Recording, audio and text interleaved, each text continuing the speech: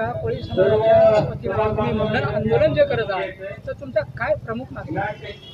आमची प्रमुख मागणी ही आहे की आम्हाला जात प्रमाणपत्र देते वेळेस आम्हाला 1949चा पुरावा मागितला जातो। आमच्याकडे 1949चा पुरावा काही लोकांकडे जमीन नसल्यामुळे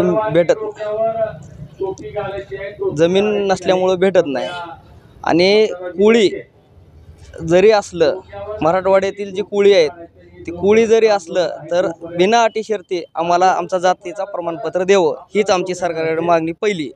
आणि सरकारनं जर आमची नाही दखल घेतली तर याच्यानंतर पुढलं आंदोलन तीव्र शब्दामध्ये होईल।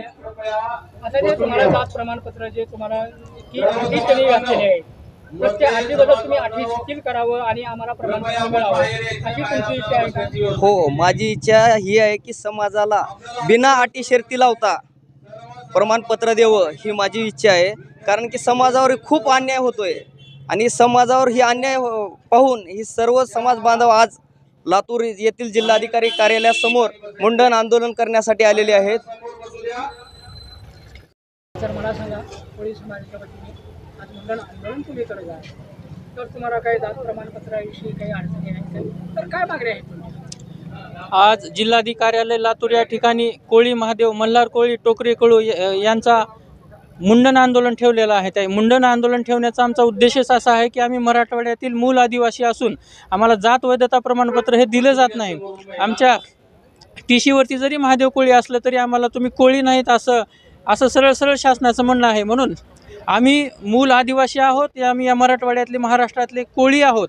हे आम्ही महादेव कोळी, मल्हार कोळी, टोकरे कोळी हे सगळे आम्ही या मराठवाड्यामध्येच राहणारे आहोत आणि आम्हाला आमचा अधिकार म्हणजे जे आम्ही आहोत तेच अधिकार आम्हाला मिळावं, म्हणजे आमची जात आम्हाला विकत घ्यायची गरज पडू नये।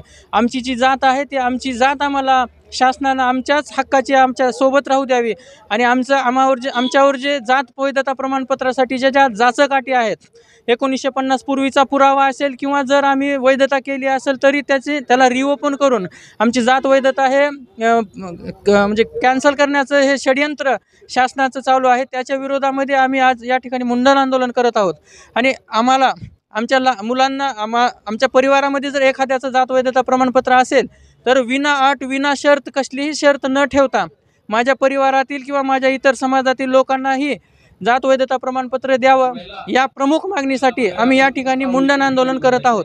आणि जर आमच्या या मागण्या आज मान्य नाही झाल्या तर येणाऱ्या काळामध्ये लातूरमध्ये खूप मोठ्या प्रमाणामध्ये आम्ही निषेध व्यक्त करू आणि मोठ्या प्रमाणामध्ये मोर्चा काढू। म्हणून माझी प्रशासनास अशी विनंती असेल की आमच्या कोळी समाजावरती, महादेव कोळी, टोकरे कोळी, मल्हार कोळी या समाजावरती अन्याय आपण करू नका। आम्हाला जे आमच्या हक्काचं आहे, जे आमचे स्वतःचं आहे ते तुम्ही आम्हाला द्या, त्यात कसलीही कसार ठेवू नका आणि आम्ही कोळी समाजाला वाल्या कोळी होण्याची वेळ येऊ देऊ नका, एवढीच विनंती मी प्रशासनास करत आहे।